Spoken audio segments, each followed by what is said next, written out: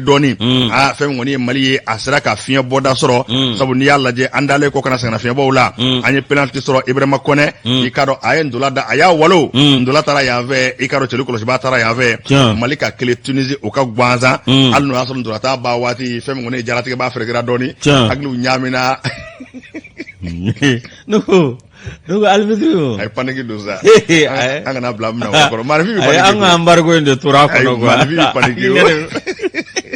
ay an ban ngodla Yusu adamade yɛrɛ filɛ dɛ adamade tɛ foyi hakili ko hakili wallahi ima ni Marifin hakili wula i ka maya bi ban Marifin yɛrɛ ko hakili de ko dale man 9 ni 8 ɲagamine même fi na a bila paniki mina kɔnɔ français kala bane a ɲamina de a hakili de sorobara journal sportif ma ya fiya ka ta an kanuna fasiri ke baye mu fo ka kuma kun cɛ ko fɛn kɔni ye Mali an don jogo ɲɛna o fana a bɛ anjuru masanga ngolo gɛlɛya kosɛbɛ sabu ka da ka baara daminɛ do fana bɛ wele min bila samata sɛgɛw ma ale bi ku hakili kɛ kelen ye ko faso don bu u senkɔrɔ ma don do o fana an ka dɔ fara baara kan ale bi nɛgɛba min o ye jɔnjɔnba ye kubu belebeleba in an bɛ se ka na n'a ye an fɛ cogo min na Maliden bɛɛ lajɛlen kɔni an bɛ samata sɛgɛw nɔfɛ fasiri ke ba ka bɔ Zénith kɔnɔ a ko fɛn min Tunisie ni Mali ka bɛ kuma jan fadenya ndola tan ba ni ɲɔgɔn cɛ fɛn min kɔni kunungo ye an sɛbɛn sɔrɔ Tunisie ka kelen ani gansan don n'a nataw fana na i k'a dɔn groupe F in kɔnɔna la wulikajɔ tɔw bɛɛ lajɛlen kɔni bɛ senna an bɛ se ka san sɔrɔ cogo min na nin ye sɛbɛn ye Boubacar Dabo ka sɛbɛn kun don an y'a bɔ Zénith bale kɔnɔ Zénith bale ni ale bla ne bi sɛbɛnda sɛbɛn min ni b'a ta o ye nouvelle libération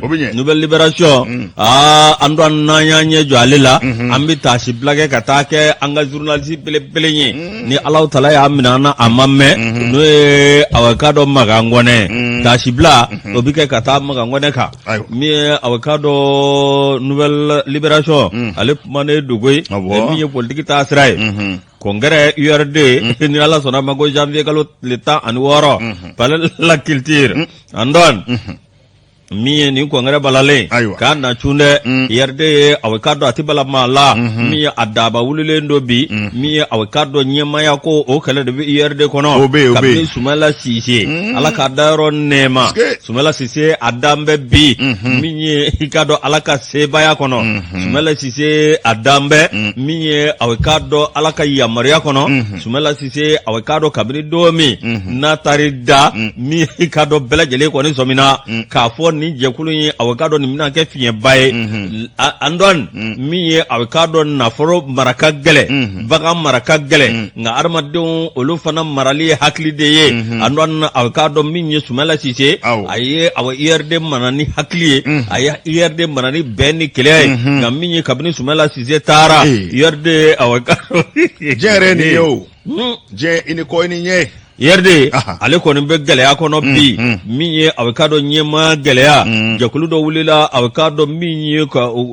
kanu yanga min ye a bɛ k'a dɔn ko o ye a bɛ k'a dɔn min ye collectif pour la sauvegarde de l'URD Antoine min ye nka i k'a dɔn congrès a tɛna kɛ bɛn kɔnɔ dɛ maa dɔw kɔni ko k'a kun tɛ dɔwɛrɛ walasa ka parti kisi nin kuma min filɛ nin an dɔn na a bɛ k'a dɔn min ye congrès ordinaire n'a bɛna sigi i k'a dɔn kabini waati min na ni Sumala Sise taara bɛɛ lajɛlen b'a dɔn k'a fɔ ni gɛlɛya kɔni kun bɛ yen an dɔn a bɛ k'a dɔn gɛlɛyaba in kɔnɔna na sa min ye a bɛ k'a dɔn fɔfɔ ɲɔgɔn nana min ye ɲɔgɔn dalo nana ɲɔgɔn sama nana ɲɔgɔn kɔrɔfɔ ɲɔgɔn nana min ye dongali bɔli dibidibi la lajɛ balalen an dɔn olu bɛɛ lajɛlen bi kɛ nka a bɛna sa min ye a bɛ k'a dɔ maa dɔ bɛ yen n'o ye Saliku ye Saliku Sanɔgɔ i ka misi ale kɛlen ministre i b'a dɔn k'a fɔ cɛ in basigilen tiɲɛ yɛrɛ la kosɛbɛ misi basigilen don dɛ n'i taara tɛgɛ nɔrɔgɔlen sɔrɔ lakɛrɛ la a bɛ k'i kɔnɔ ko nin dɛ bisimila min ye Saliku Sanɔgɔ ye min ye a bɛ k'a dɔn wulikajɔ kɔni kɛ bɛ dɔw y'u kan don k'a fɔ ko awa min ye parti taabolo yɛrɛ k'a man ɲi min ye a bɛ k'a dɔn min ye jɛkulu in ye i b'a ye k'a fɔ awa min ye ni jɛkulu kofɔlen ye i k'a dɔn ko a bɛ mouvement kɔnɔ min ye a bɛ k'a dɔn mouvement n'o ye 5 juin ayiwa Kalu Samake bisimila ale i ka dɔn ale kuma caman fɔ min a ka dɔn ko bureau min bɛ yen n'o ye bureau exécutif national ye i ka dɔn ko olu ma sariya bato dɛ n'o bɔra yen i ka dɔn kuma na fɛn caman kan an dɔn a ka dɔn min ye ko na kɔnkɛrɛ kɛ a don a ka dɔn u bɛ lajɛ kɛ waati min na min ye a ka dɔn vice président tɛ deuxième vice président tɛ min ye a ka dɔn maa dɔ bɛ yen ko a ka dɔn madame Kulubali ko de nana kini jɔ ni a ka dɔn ko ye ka jira k'a fɔ ni vice président tɛ deuxième vice président tɛ troisième vice président a ko n'o taara k'a kɛra sariya kɔnɔ dɛ o tuma a ka dɔn min ye nin ko bɛɛ lajɛlen ye ko yalima u na yɛlɛma don ko la i ka dɔn min ye ka Saliku Sanogo bɔ yen ka min ye maa dɔ kɛ k'a nɔrɔ bila min ye a ka dɔn Kalilu Samake ale kɔni ye a jira k'a fɔ ka dɔn min ye sariya dɔ bɛ yen n'o ye a ka dɔn 58 n'o bɛ a ka dɔn ko ye sɛbɛnba min kɛ min ye Kɛjatu Samake du troisième vice président min ye a ka dɔn ko o tun bɛ kɛnɛ kan ko b'a jira k'a fɔ ko in kɛra sariya kɔnɔ. Ayiwa Antoine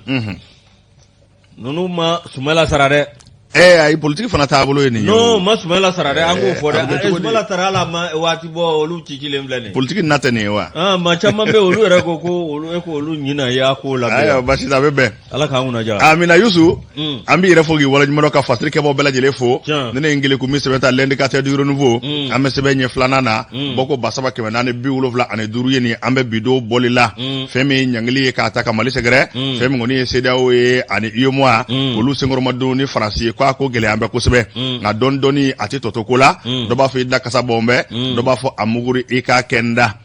Chinois jamana ani Russie jamana k'u bɛ Mali dɛmɛ wa fɛn min ye Nations Unies diɲɛ tɔnba olu tun b'a fɛ Faransi ko ye sɛbɛn dɔ dilan ko jamana bɛɛ ka fara ɲɔgɔn kan kɛ kuntilenna kelen ye an ka se ka Mali sɛbɛkɔrɔ bisi ni ka ayiwa gɛrɛndɛ sigi a kan Chine belebeleba ani Russie belebeleba olu ko k'u bɛ Mali belebeleba dɛmɛ e ko cogo di a banna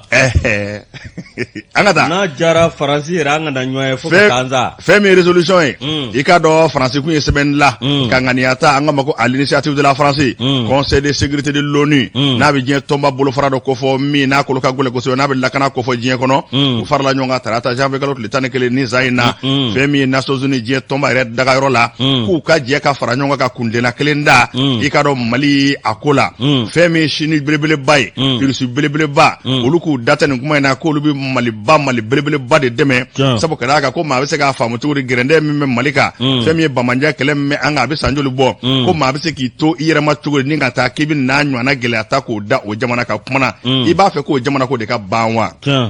fasirikɛ b'a ye mun fɔ a ko n'i y'a ta k'a lajɛ in kɔni a kɛra fɛn min ye diɲɛ disibaw ye diɲɛ senkolabaw a jamana belebelebaw minnu bɛ diɲɛ kungo fɔ ninnu bɛɛ lajɛlen tun bɛ kɛnɛ kan a kama fɛn min kɔni ye Faransi ye Grande-Bretagne n'o bɛ Ingilɛw ka jamana ko fɔ l'Amérique États-Unis ani fɛn min ye farafin jamana dɔw ye olu fana farala u kan ka bere da Mali kun i n'a fɔ Gabon Ghana ani Kenya olu kɔni ko fɛn min ye CEDEAO ye ani UEMOA k'olu ye ɲangili min da k'anw sɛgɛrɛ k'u bɛ ɲangili in kolo sinsin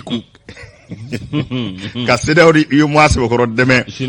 o tɛmɛnen kɔfɛ olu ka kuma tɛmɛnen kɔfɛ fɛn min ye diɲɛ disiba fila ye Russie belebeleba ani Chine belebeleba olu fana ko k'u na Mali belebeleba sɛbɛkɔrɔ dɛmɛ sabu ka d'a ka kuma minnu fɔlen filɛ ani ŋaniya minnu dalen filɛ ka Mali sɛgɛrɛ k'o ye komi n'a ti ɲɛ ko n'i ye ko in da k'a lajɛ droit de veto o fana ye i k'a dɔn sariya kologɛlɛnw bolo jamana 5 de bɛ diɲɛ kɔnɔ n bɛ to k'a fɔ n ka baro la walasa mɔgɔw k'a faamu les 5 permanents de l'ONU n'i k'i b'a ɲɛfɔ bamanankan la mɔgɔw k'a faamu kana munumunu dɛ i b'a fɔ ko diɲɛ suba kuntigi 5 a banna olu jamana 5 diɲɛ mara n'a taabolo bɛ olu de bolo n'olu y'a bila daminɛ a t'i bɔ yen fiyewu farafinna t'a la ala sa farafin bɛ taa mun ɲini ye nin kɛcogo in na diɲɛ kɔnɔ farafin ni yen ka kan dɛ nka diɲɛ labɛn bɛ cogo min na u ti don o diɲɛ yɛrɛ labɛn cogo ɲɛna n'a ka kan minnu bɛ yen u kalan tɛ ka tɛmɛ an kan o nka diɲɛ yɛrɛ mara n'a kɛcogo dɛ o de b'an don kɔfɛ o jamana 5 min diɲɛ kungo fɔ ala ta kɔfɛ belebeleba 2 de b'olu la n'o ye Russie ni Chine ye olu kelen fana n'olu ko n ko a bɛ t'u ta la olu de ko k'olu b'an dɛmɛ a ma ban a banna Youssou Traoré n'i ye nin ko in da k'a lajɛ i b'a ye k'a fɔ fɛn kɔni ɲangini min n'a taara ka Mali sɛgɛrɛ fɛn min kɔni ye i ka dɔn ka se ka gɛrɛndɛ tɔ kolo sinsin Chinois jamana ani Russie jamana ko k'a bloqué hali ndolantan na n'i y'a mɛn k'a bloqué u ye faransi ka sɛbɛn bloqué nka droit de veto u y'a bloqué o fana ko fɛn min kɔni ye Mali ye fɛn min Rusiw olu ka lasigiden bɛ kɛnɛ kan Vasili i ka dɔn ne bɛ se Ala ka barika don i la ale kɔni sɛbɛkɔrɔ kumana ale y'a jira k'a fɔ wale min filɛ Mali la nin ye ko il serait irresponsable dans ces circonstances actuelles de laisser ce pays sans remettre à son destin. Nin waati in na ko nin kɔni ye ko ye komi n'a ti ɲɛ ka Mali to a yɛrɛ bolo nin waati gɛlɛn na ko ye ko ye komi n'a ti ɲɛ o ye i m'i jɔ i jɔyɔrɔ la gɛlɛya min bɛ anw ka lakanako la sɔrɔko la ani jamana yɛrɛ i kɔni a bɛ ne ka dafiri maa b'i to i yɛrɛ ma cogo di k'i bɛ taa nin ko ninnu gɛn fɛn min ye nin ɲangili minnu dara ni ka Mali sɛgɛrɛ ko n'a maa min fara gɛlɛya k'a tɛna fɛn bɔ a la ko nka olu Chinois jamana olu Rusi jamana k'u kɔni bɛ Mali sɛbɛkɔrɔ dɛmɛ o y'a jira k'a fɔ u ye ŋaniya ta fɛn min kɔni ye cogo ɲuman ka se ka sɔrɔ Mali ka se k'a kun bɔ ji la olu b'o baara o de kɛ o fana fɛn min kɔni ye sɛbɛn Faransi kun dara ni ŋaniya min ye k'u ka jɛ ka sɛbɛn kelen la bɛɛ lajɛlen kɛ kuntɛla kelen ye ayiwa k'a sɛbɛn ko k'a ma sira sɔrɔ dɛ sabu Rusi belebeleba ani Chine belebeleba k'olu bɛ Mali belebeleba dɛmɛ min b'a to hali bi an bɛ se ka cogo sɔrɔ an ka gɛlɛyaw la ka fura sɔrɔ an ka gɛlɛyaw la fɛn min ye maliden fanba fana ye bɛɛ lajɛlen kɔni ye CEDEAO ka nin wale k'a sɛbɛkɔrɔ kɔn fɛn min ye Faransi fana bɛ senkɔrɔma don min na u y'a sɛbɛkɔrɔ kɔn o de kɛra sababu ye maa caman kɔni ye wulikajɔ kɛ k'a jira k'a fɔ u bɛ furanjɛla fanga sɛbɛkɔrɔ dɛmɛ waasa an bɛ se ka bɔ i ka dɔn nin gɛlɛya kɔnɔ cogo min na o yɛrɛ kɔrɔmasuru ye jumɛn ye fɛn min ye sini juma ye wele yɛrɛ bila an bɛ janvier kalo tile 14 ko bɛɛ lajɛlen ka bɔ fa bɛɛ lajɛlen kɔni fɛ k'ayiwa senkɔrɔma don ta ka furanjɛla fanga ni k'a sɛgɛrɛ nin ye sɛbɛn ye an y'a salo ka bɔ l'indicateur du renouveau Chine ba ni Rusi ba k'u bɛ Mali ba dɛmɛ. An kɛrɛfɛ jamana an do indicateur ale kɛlen bɛ k'a fɔ bi n'o ye Algérie ye Algérie olu ka président min bɛ yen n'o ye Abdelmadjid Tebboune a bɛ k'a dɔn ale y'a jira min ye tarata a bɛ k'a dɔn kunnafoni dɔ la k'a jira k'a fɔ min ye olu teri ye Mali an bɛ danger bɔ min ye a bɛ k'a dɔn CEDEAO a ye ɲangini min ta ka Mali sɛgɛrɛ i k'a dɔn olu kɔni bɛ wulikajɔ sugu bɛɛ lajɛlen kɛ walasa bɛn ka kɛ fan fila bɛɛ fɛ an do a bɛ k'a dɔn min ye Tebboune bola a ko CEDEAO ani Mali cɛ min ye an bɛɛ lajɛlen a bɛ k'a dɔn farafinna jamana ye bɛn de kan ka ɲini min ye a bɛ k'a dɔn san 5 min fɔra k'a dɔn ko kɔni tiɲɛ yɛrɛ la min ye a bɛ k'a dɔn a kumana o jɛnya kan nka a y'a jira k'a fɔ min ye diɲɛlatigɛ ko n'a kɔni bɛ yen n'aw sigira k'a fɔ min ye n'a ye bɛnkan sɔrɔ k'o ka fisa a bɛ k'a dɔn ɲɔgɔn paro ani ɲɔgɔn fara ye. Andoan min ye Tebboune ye ale ko a bɛ k'a dɔn min ye tiɲɛ yɛrɛ la ale kɔni bɛ min ɲini an ka maa ɲɛmaw fɛ min ye u ka segin kɔ kura tuguni ka segin ka fɔ kɛ k'a lajɛ a bɛ k'a dɔn min ye n'u bɛ se k'a lajɛ min ye ka transition maana bɔ ni k'a kɛ kalo 12 yalima kalo 16 o kuma a bɛ k'a dɔn min ye ŋo nin de ye maaya kuma ye nin ye jamana ni ɲɔgɔn cɛ kuma de ye nge ka taa kɛ n'i ma nin kɛ min nin gila n'i ma nin kɛ min nin gila nko Ala de y'a ka dugukolo da Ala ka dugukolo da an dɔn mɛ min fɔ nin bɛɛ de anw ma baara kɛ Mali ma baara kɛ an ka baara kɛ dɔrɔn Yusuf ko bɛna dɔɔni sa an ka baara kɛ nin ma ɲɛ yɛlɛ fana o n bɛ min f'i ye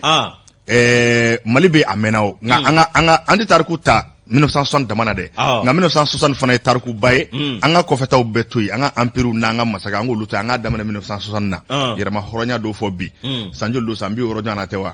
ayiwa san 60 ɲɔgɔnna n'i ye diɲɛ jamanaba ninnu fana ta a Chinois jamanaw ni a Rusi jamanaw ka taa se Faransi ni Ameriki ma u ye san 100 joli kɛ dɔɔni bɔ ka bɛɛ la ka na kɛ ɲɛmaa ye bi an fana bɛ an ka étape de la ka taa diɲɛ ye paranye a banna dɛ Andoan min ye parent do Algérie kɔni ko k'olu kɛrɛfɛ jamana an ye min ye Tebboune ka fɔ la a ko a k'a dɔn an k'an jija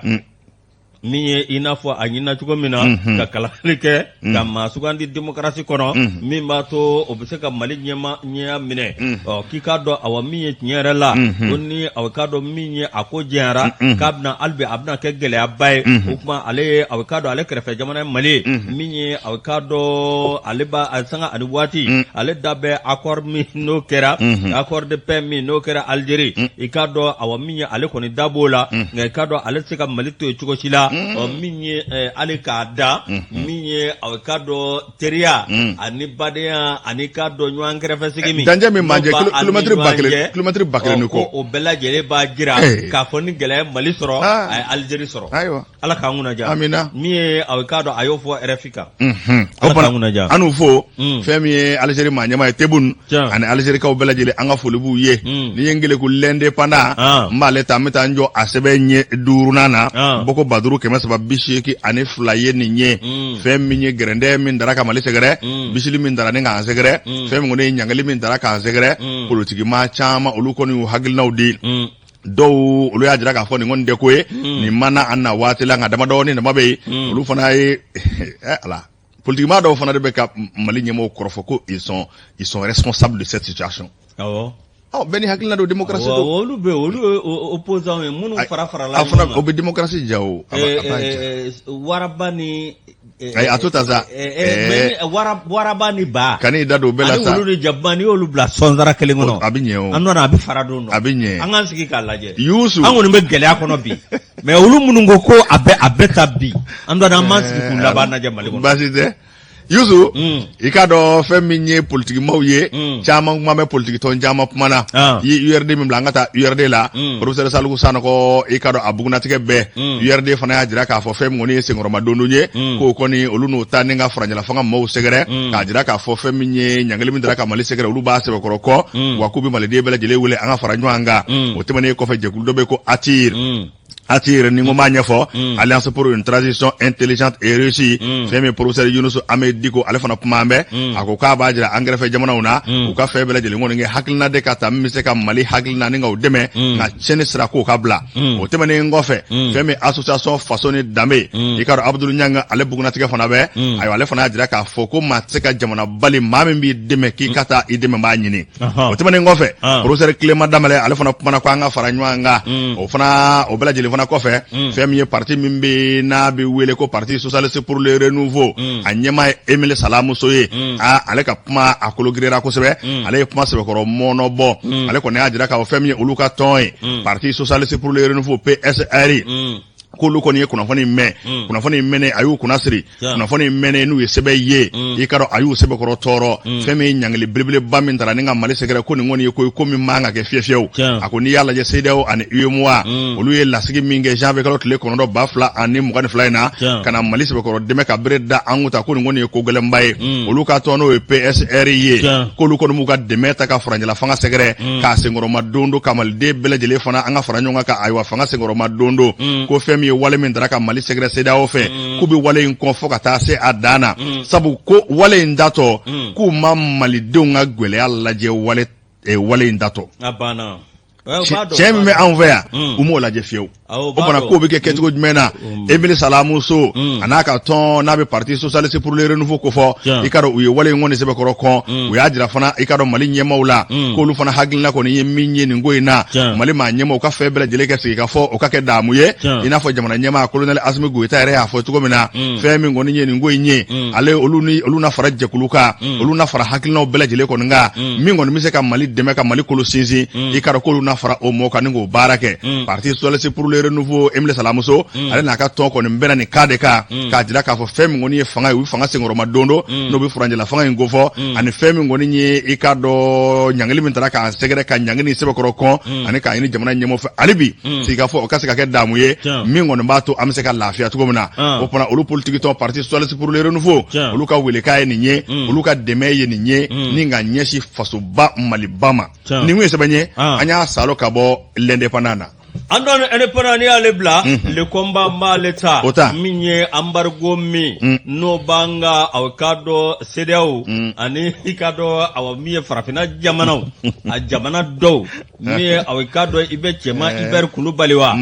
ikado yana le ka ndeme yana le ka puma fo pami nabe mo haglizigi chema iber kulubali ni masabali mana puma koyi karatu nga puma koyi puma akaisa chema iber kulubali malaba na puma de ngangata Cɛman Iber Kulubali a ka dɔn kabini CEDEAO ni ɲangini bi Cɛman Iber Kulubali a ka dɔn ale kɔni bɛ ka kuma sugu bɛɛ lajɛlen fɔ min ye a ka dɔn transition maaw min ye a ka dɔn Asimu Goyita ni gouvernement a bɛ ka kuma sugu bɛɛ lajɛlen ta k'olu sɛgɛrɛ olu de Mali janfa olu de b'a fɛ ka Mali ta cɛ wa a ka dɔn ni gɛlɛya min b'an kan yalima nin y'an sɔrɔ olu de nɔ don min ka kuma tigɛ ka bɔ ka nin kuma yɛrɛ fɔ a ka ɲi sabu démocratie bɛ nin de fɔ ko bɛɛ k'i hakilina fɔ o hakilina de mana ni sɛbɛn nin ye wa nka n bi hakili jiginin kɛ san 1990 ani san 1991 minnu y'u kangarama o démocratie ko in ye kana to n ka kuma tɛmɛ ni sɛbɛn ye andon min aw ka dɔn ka hakili b'a la kabini waati min na n'a fɔra k'a fɔ jamana zonjigibaw minnu ye jamana nafolo ŋanamu min aw ka dɔn tɛgɛ bɛ ka da olu kan i ka dɔn awɔ min ye jaja cɛ bɛɛ lajɛlen cɛ ye jaja aw ka dɔn ni ko daminɛna i b'a dɔn k'a fɔ dɔw tɛ cɛ ye Cɛman Iber Kulubali a ma dɔwɛrɛ kɛ dɛ min ye a y'i yɛrɛ kɛ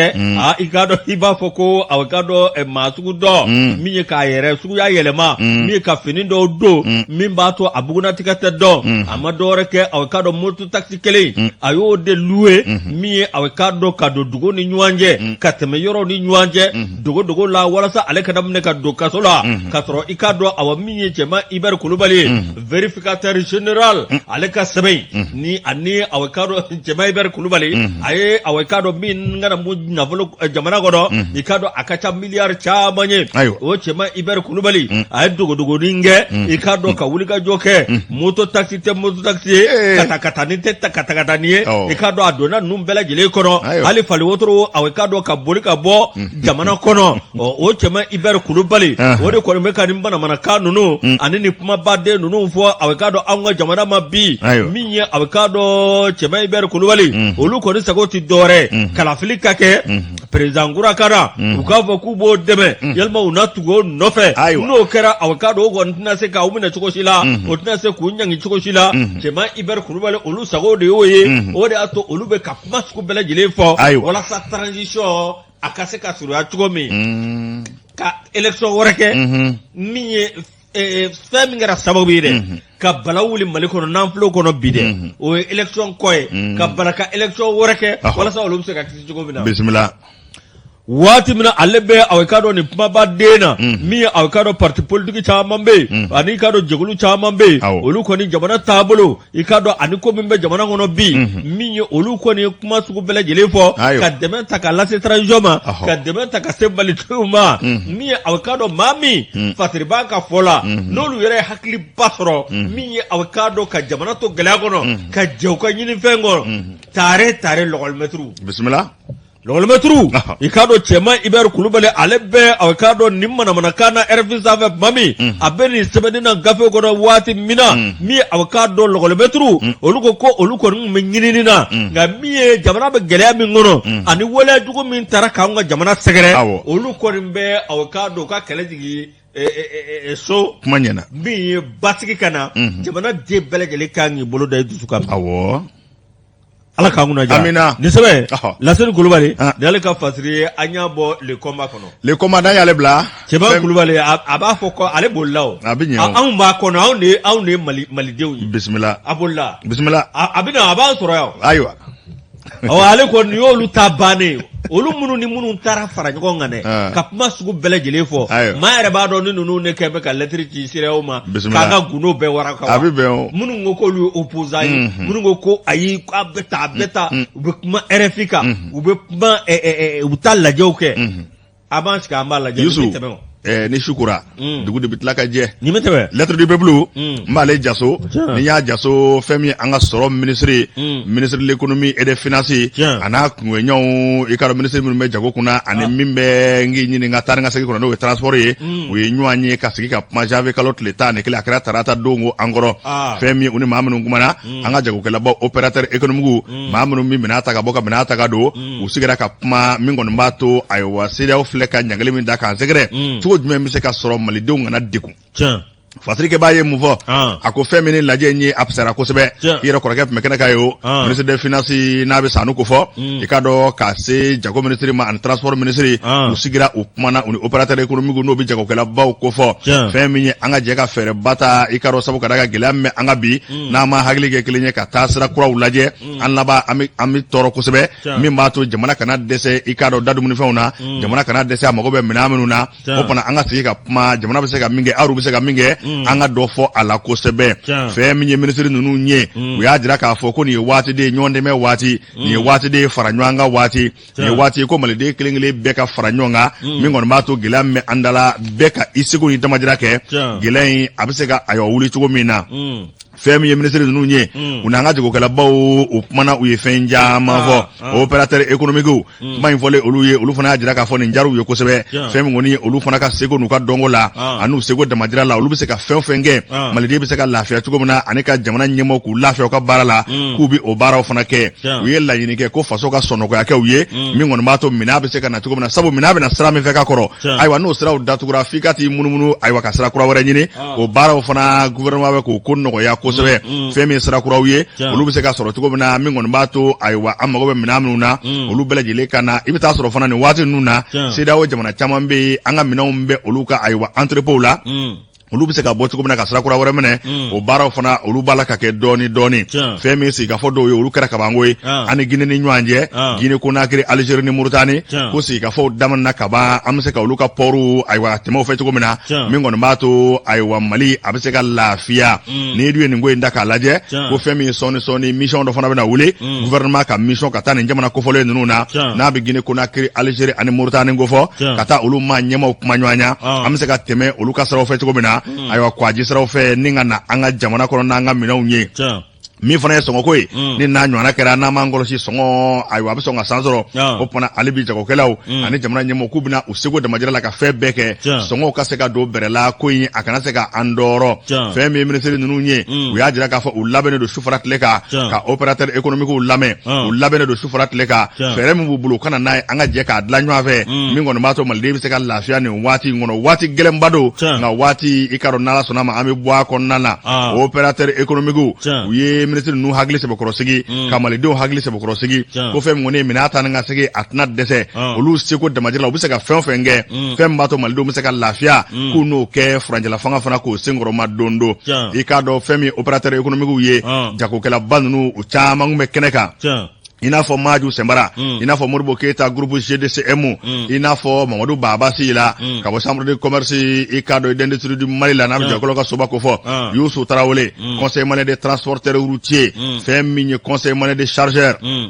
o tɛmɛnen kɔfɛ ayiwa fɛn min ye douane maa ɲɛmaaw kun bɛ yen ka taa se bolofaraw ma minnu bɛ an ka tajiko ko fɔ ninnu bɛɛ lajɛlen tun bɛ kɛnɛ kan ayiwa a kɔni kɛra ko ayiwa ɲɔgɔn ye nafama belebeleba ye sabu sira kura minnu kan ka ci waasa Mali bɛ se ka lafiya jango minɛnw ka se ka don an fɛ yan k'o baaraw de daminɛnen ye nin ye o fana gouvernement y'a jira k'a fɔ ale ka dɛmɛ tɛna kɔtigɛ fɛn min ye jagokɛlaw fana u ka jɛ k'u tɛgɛ di ɲɔgɔn ma min b'a to Mali bɛ se ka lafiya cogo min na lettre du peuple i k'a dɔn an ye nin bɔ a kɔnɔ sɔgɔmada in na. Andon an tɛ taa sugu la o bɛ ɲɛ o n'an taara sugu la an bɛ tila ka na an masaba cogo o bɛ ɲɛ Andon bisimila Youssou an na don tuguni o bɛ ɲɛ yadda an ka don sa an ka taa groupe commerce la o bɛ ɲɛ Ablaye Mayiga an ka fɔ ka waleɲuman dɔn ani foli ka kan Ablaye Mayiga n ka foli b'a ye bakɔrɔba don an b'a fɔ sanga ani waati kosɛbɛ n'o bɔra ye Madame Diallo Madame Mayiga an b'a fɔ ka waleɲuman dɔn farati la kuma ɲɛna an ka cɛkɔrɔba fo y'a fɔ Kayi an b'a fɔ k'a ka dugawu k'an ye an n'an bɛ sɛbɛn da éducateur awɔ i k'a dɔn gɛlɛya min b'an ka jamana kan min y'an ka dankɔrɔba dɔ bɛ yen an dɔn ale kɔni wulila i k'a dɔn awɔ min y'a deli ko a y'a lamaga o ti dɔwɛrɛ Tuguna agro industry Seydou Nandume an dɔn awɔ i k'a dɔn min ye Sirène ale ni awɔ i k'a dɔn indicateur olu bɛɛ lajɛlen kɛn bɛ ka nin fasiri k'a walawala min ye Seydou Nandume ale kɔni ko awɔ i k'a dɔn min ye tiɲɛ yɛrɛ la angɛrɛ karamɔgɔ min k'a dɔn ale port la sa min ye Mali ani Laginɛ cɛ ale kɔni bɛ remorque 500 a b'o bila an ka jagokɛlaw ka bolo kan maliden dɔ ka ɲi sa n ko ni ji ma duuru nin bɛ n faso fɛ de ni ji ma duuru a tɛ ɲɛnabɔ Mado ji durule. No bana ji bitla ka nyama jo. Abitla ka nyama jo. Etinya to de ya. Mi seru nantume. Tuguna agro industry. Ala ikado ala nogoya kai. O nogoya amma akumania faso ma jogo shida. Faso be gele akono bi. Mi awikado ni soro busomba bele. Mi awikado ayajira kavo. Mi angara mi be. O angara stoku. Ale kone ikado suko chamamba be. Tony ba bishegni zaba mi ale koni sanga ani wati ana matière première ni bele jele avocado ale no bla mi Senegal ka bolo ka wala sa angara ko ikado gele kana mali soro ni do ajatimne avocado farafina ikado ajamana do be so do na nube ale koni me angara di oluma wa ikado akoka ano lutatui kinyeshi malima bismillah odo anolu tatoi ningi nyeshi maliba mi avocado seru nandume mi avocado aka directeur général mbe mi avocado PDG ka directeur général no gino ale ko ne ajira ka fo mi avocado nyere la me fe mi mbe no stock obiti jo toni ba ke mo woro ani toni ba kemechi ba shegi ikado ka biti jola angrela o ikado mi appel d'offre mi no ka nga ke burgina kaletina bo o nofe o ikado nyera la ibae ka fo mi seru nantume koni wulika jo mi na ya ke ikado nyera la mi awikado ma chamambe munu yo ka nimsi wata yira malidon uniso jale do bi mi awikado ni ma sugo na bi ka jamana kono ikado awafo na chamambi ke seru nantume izin tuguna agro industry mi awikado ni ma ko vale mi flene kai prichama soro nyagono wa piru soro malikono oba jira ka fo mi awikado kamali genyumanya o madugo mashila wa ikado akabara awikado achesirle no la ngamanyi na fasoko amanyi na jamana ko amanyi na jamana dongo materu nandube mi awikado mobili bele mobili ko joli remorku joli keme duru kabako abobla mali jogo la ko manyena ala ka nguna ja ala ka so nyuma namba remorku ke barabano o lo be toni chamanda o ban awni lagde che ani notsok che awni Algérie che wa mobli dum se katani bela ka tro gele atala wa be kura ala ka nguna ja ala ka so nyuma dawa amina ani ka ter ani sama ka bale kono yusu anglais ka doni baba do be o ba wole ko Arnold Toynbee adilla ka aka sebe kono aye bulufarando sebe akoko les difficultés aiguisent l'intelligence humaine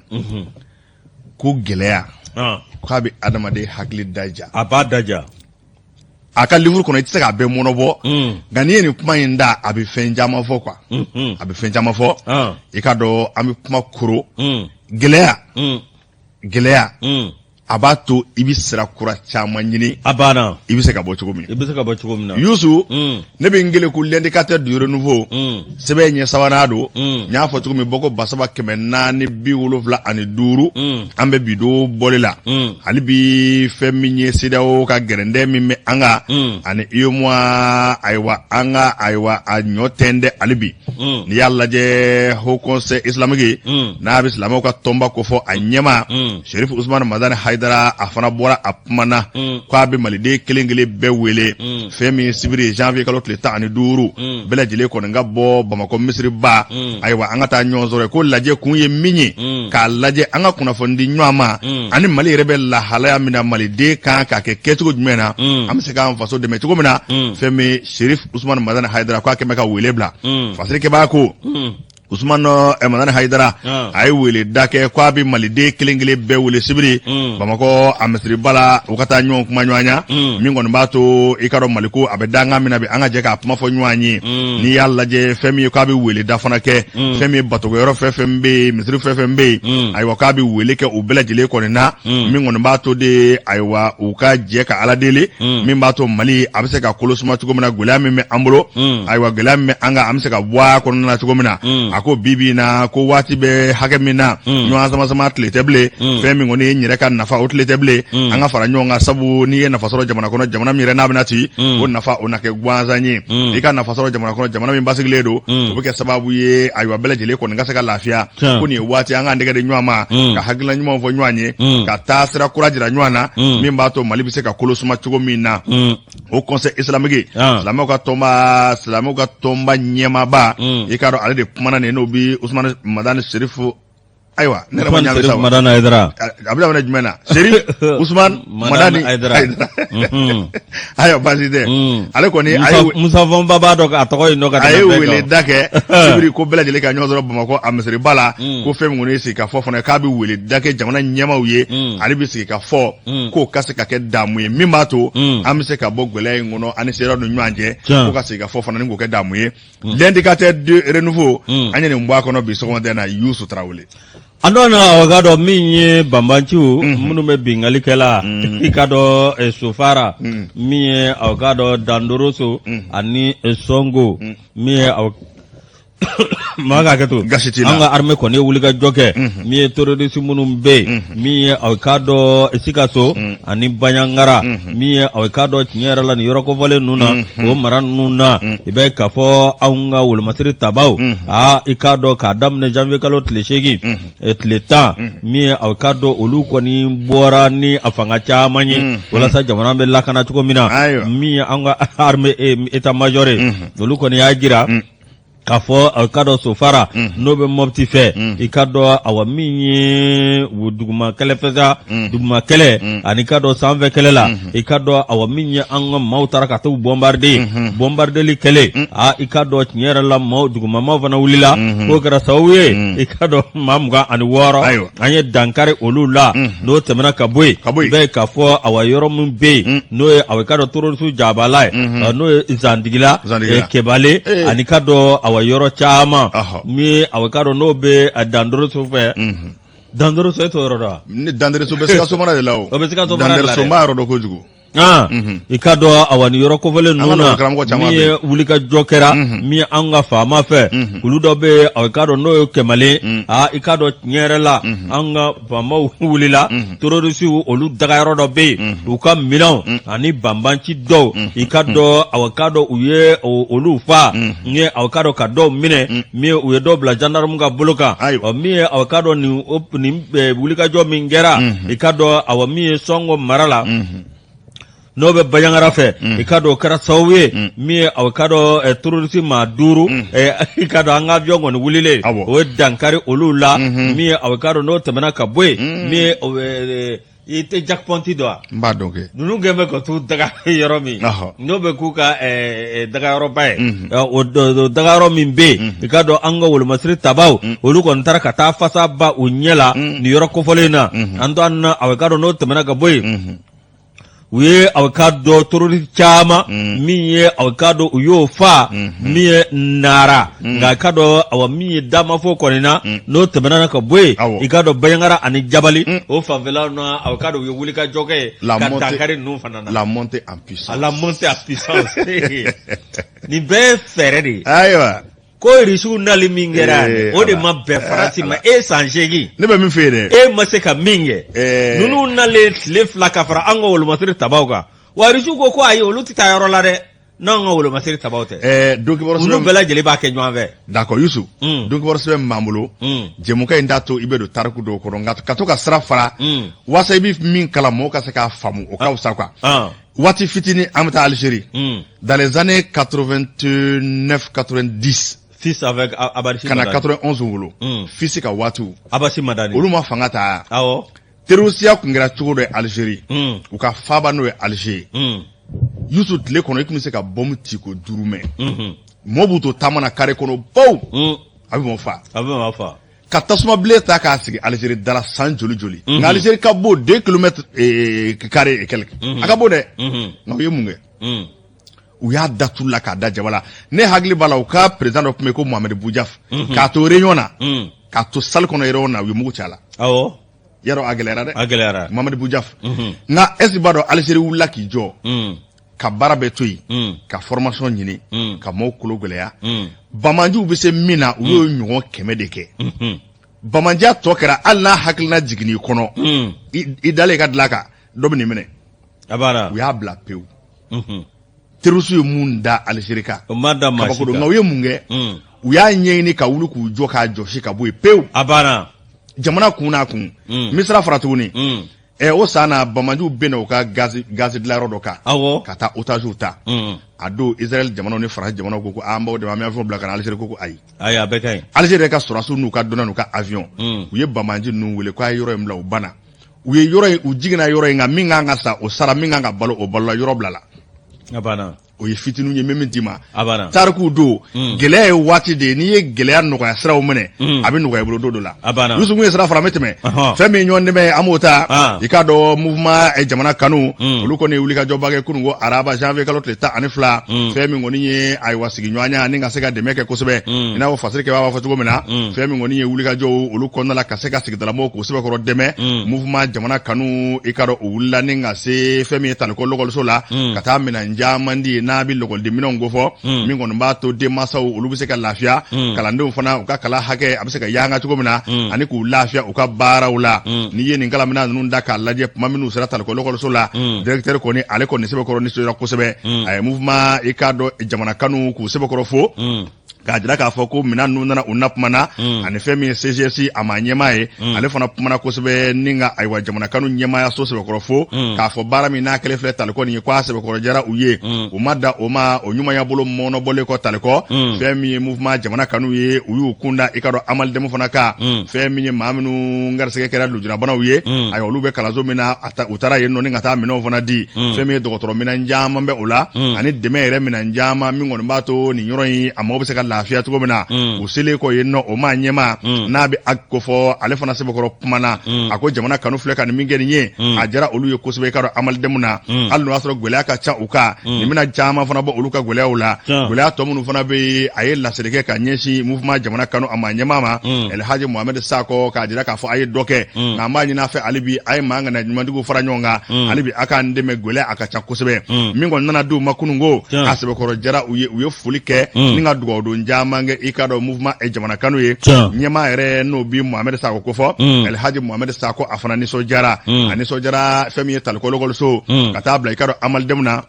a ye kuma tali fɛn fɛn kɛ a kɔni ye foli ni barikadali de kɛ k'a jira k'a fɔ jamanaden kɔni i seko ye min ye ka jamana kɔnɔ fitini walima belebelebala i b'o de kɛ i k'a dɔn a kɔni sɛbɛkɔrɔ jara nin yɔrɔ fila in ye kosɛbɛ a fana ye layidu di k'a fɔ fɛn min ye don n'a nataw ye a se mana kɛ fɛn fɛn ye a bɛ se ka fɛn fɛn yuguba ɲuman na ani minɛnw n'a kana nin yɔrɔ ninnu k'u sɛbɛkɔrɔ dɛmɛ k'a b'o baara a b'o fana kɛ kunun ko kɔni a kɛra nisɔndiyaba ye taliko lɔgɔliso ka taa se i ka dɔn amalidɛmu ma fɛn min ye mouvement jamana kanu ayiwa ɲɛmaaba Elhaji Mohamed Sakɔ ka se i ka dɔn ɲɛmaa danga ma ayiwa Usumani Kɔnɛ n'an bɛɛ lajɛlen kama ko député ani délégation belebele u kun wulila ka taa nin baara ninnu kɛ ɲumanya bolo ni k'a mɔnɔ bɔ wa taliko lɔgɔliso yɛrɛ la u selen directeur ye sariya caman kɛ dɛ a ko ministre min b'an ka dugu jukɔrɔ nafolo kunna ani jiko ni kuranko Lamini Seydou Traoré k'a bɔra taliko lɔgɔliso la il fut l'un des brillants élèves parce que lɔgɔliden minnu manamanana i k'a dɔn ka kalanbaw kɛ ka jɔyɔrɔbaw sɔrɔ i k'a dɔn Lamini Seydou k'a bɔra taliko lɔgɔliso la a y'o sariya kɛ kununko n'i ye ko in lajɛ k'a kɔni sɛbɛkɔrɔ pisayara mouvement jamana kanu fana y'a jira k'a fɔ a ko tɛna danni ma janga an bɛ gɛlɛya min kɔnɔ n'a fɛn bɛɛ lajɛlen kɔni kɛ maliden ɲɛji bɛ se ka cɛ cogo cogo i k'a dɔn u b'o dɛmɛ de kɛ sabu n'i kɛra ayiwa maa ye maa min n'i bɛ wulikajɔ kɛ i kan ka fɛn bɛɛ lajɛlen kɛ i faso k'a dɛmɛ i k'a dɔn fitini o man dɔgɔ i seko ye min ye ka se k'o kɛ gɛlɛya bɛ maa min kan k'a ka gɛlɛya wuli ka bɔ a kan walima ka dɔ ta ka bɔ a la k'o ye olu ayiwa hamina ko ye mouvement jamana kanu ɲɛmaaba Elhaji Mohamed Sakɔ ye nin baara ɲuman kɛ kununko taliko ka taa se amalidɛmu ma Yusu Traoré a banna sɛbɛn bɛ yen wa sɛbɛn bɛ yen an don an ka taa kati kɔkɔ aw k'a dɔn moto taxi ko tiɲɛ yɛrɛ la aw k'a dɔn n'a kɛra sababu ye ni ka an lafiya